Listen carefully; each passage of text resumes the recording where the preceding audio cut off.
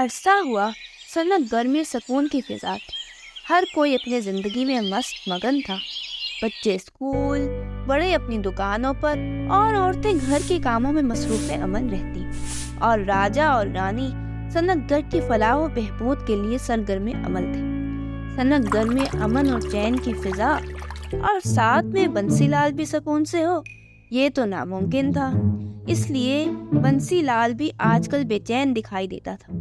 اس کا بس نہیں چلتا تھا کہ سنت گھر کے لوگوں کا امن، چین، سکون سب برباد کر کے رکھ دے۔ آج کل بھی بنسی انہی عجیب و غریب سوچوں میں الجھا ہوا تھا کہ کس طرح سے سنت گھر میں تباہی لا جا سکے، کس طرح سے انتشار پھیلایا جا سکے، لیکن ابھی اس کے پلے کچھ نہیں پڑ رہا تھا۔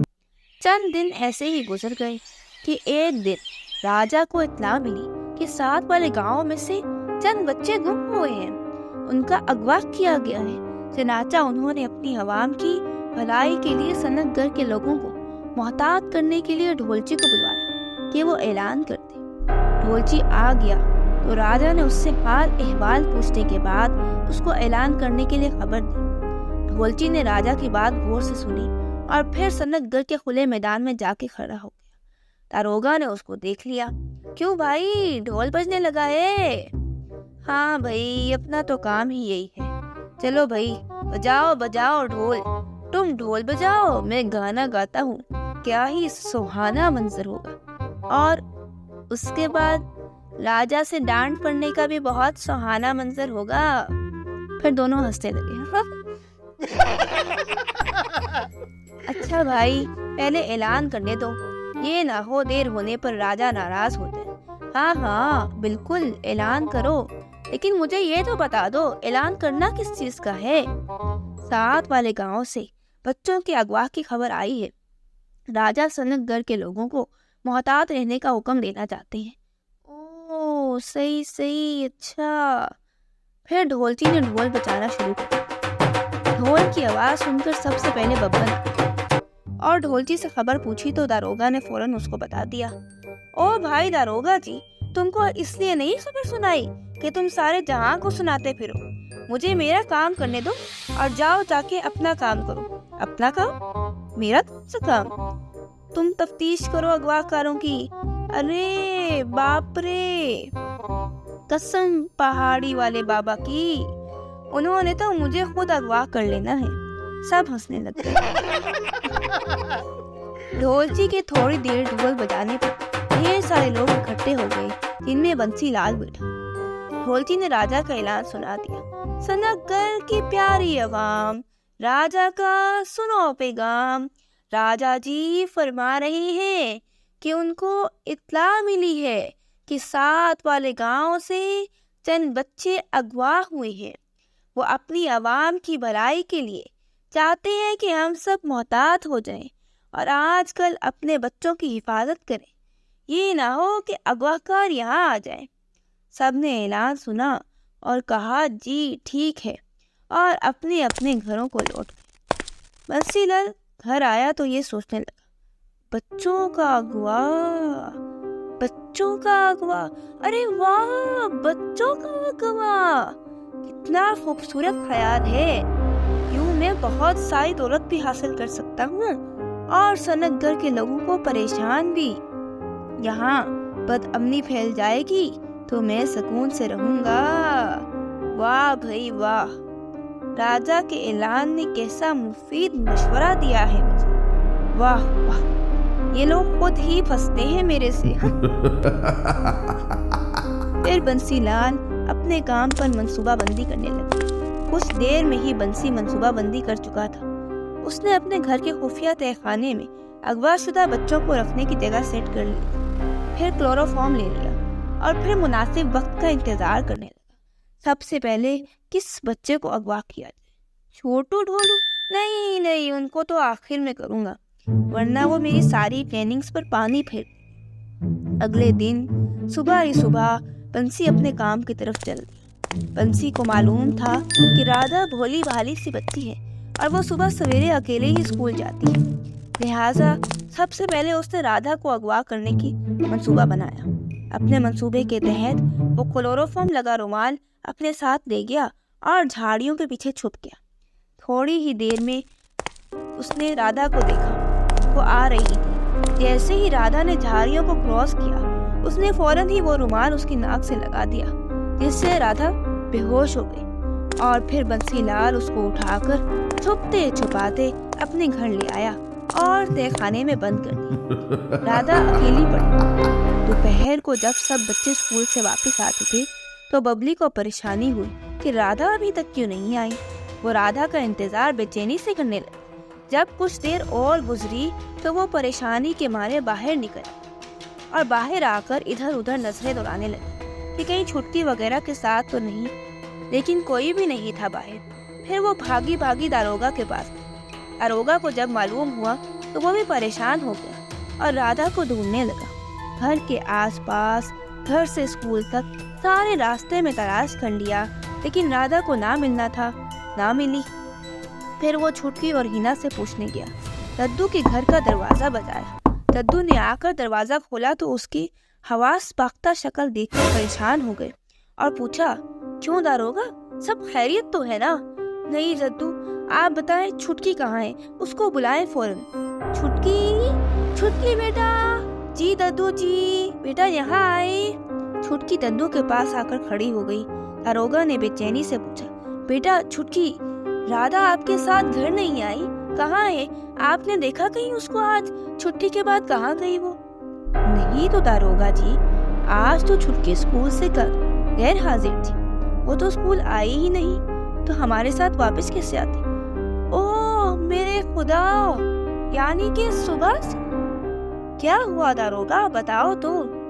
दारोगा ने सब बात बता दी तो दद्दू कहने लगे, राजा ने खबरदार भी किया था, तुमने फिर भी ख्याल न किया। अच्छा चलो परेशान न हो, अभी ढूंढते हैं, करते हैं कुछ। दारोगा और दद्दू मिलकर राजमहल जाने लगे। दारोगा बबली को बताने घर गया कि वो राजा के पास जा रहा है, तो घर के बाहर एक कागज गिरा नजर आया। वो उठाया तो उस पर लिखा था, अगर अपनी बेटी की खैरियत चाहते हो तो फौरन 2 लाख रुपए जंगल में नीम के दरख्त के पास रखाओ। राधा घर पहुंच जाएगी और खबरदार अगर कोई होशियारी दिखाने की कोशिश की तो। दारोगा चकरा गया। 2 लाख रुपए और बबली के पास जाने के बजाय भागा भागा राजमहल ही को चला गया। दद्दू भी उसके साथ थे। राजा को सारे वाक़ये का इल्म हुआ तो वो भी बहुत परेशान हो गया। फिर दद्दू के मशवरे से ये तय पाया कि अभी हम रकम दरख्त के नीचे रख देते हैं और चुपके से देखेंगे कि कौन उठाने आता है। बंसी को मालूम होता है कि ये ऐसी चालाकी ज़रूर करेंगे, इसलिए वो अपने साथ वो रुमाल ले जाता है और वहाँ दरख्त के पीछे खड़े हो दद्दू और दारोगा को बेहोश करके अपनी रकम उठा के ले जाता है। घर जाके राधा को अपने घर से बाहर निकाल देता है, इस हालत में कि उसकी आंखों पे पट्टी बंधी हुई होती और सनक घर के वस्त में छोड़ आता है। थोड़ी देर में राधा तो घर पहुंच जाती है, लेकिन दारोगा और दद्दू नहीं आए होते। राजा को इत्तला मिलती है तो वो बब्बन के साथ उनको देखने जाती है।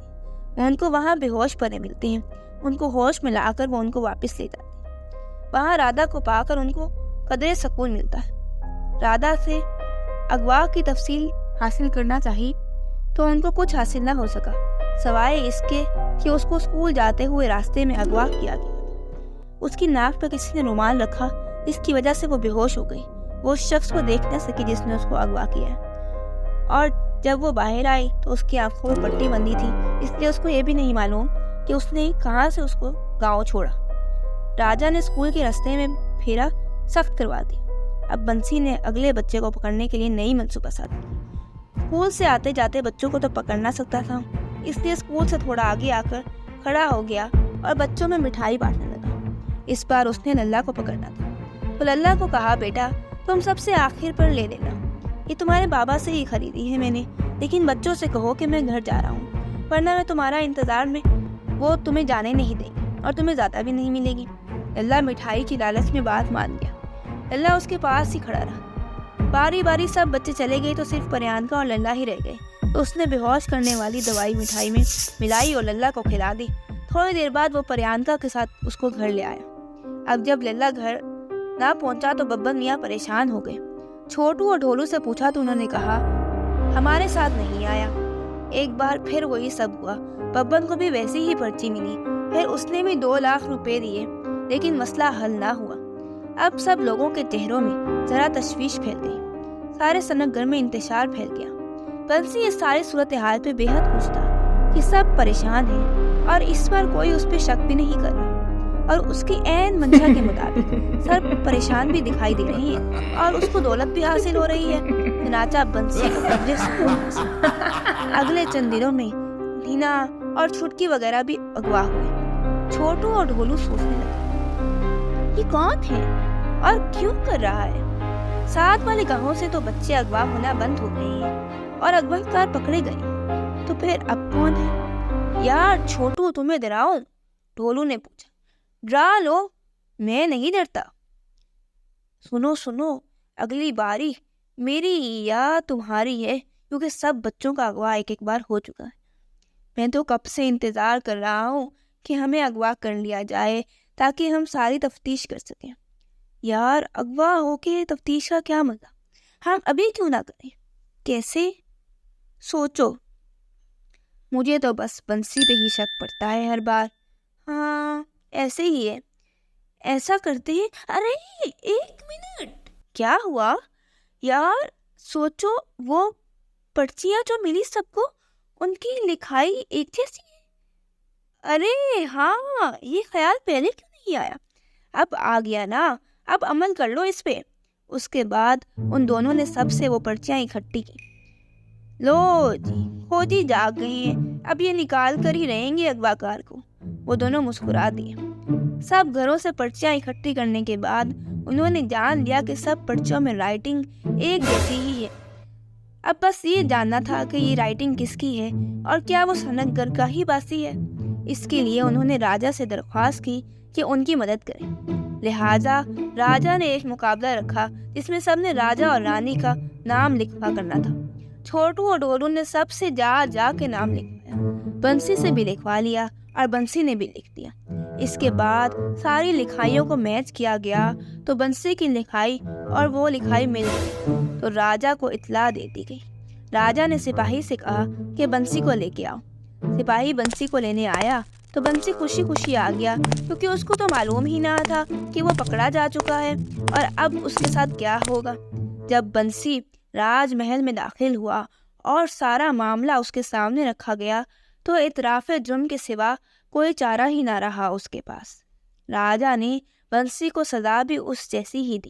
راجا نے پریانکا کو قید کر لیا اور کہا کہ جب تک تم ان سب کے پیسے نہ لوٹا دو گے اور ساتھ میں 1 لاکھ کا جرمانہ ادا نہیں کرو گے، تب تک پریانکا ہمارے ساتھ رہے گی اور تم کو ملنے بھی نہیں دیا جائے گا۔ بنسی کو اپنی بیٹی کے لیے آخر ان سب کی دولت واپس کرنا پڑی۔ اس نے سب گھر والوں کی دولتیں 2 لاکھ جو لیے تھے وہ سب واپس کر دی۔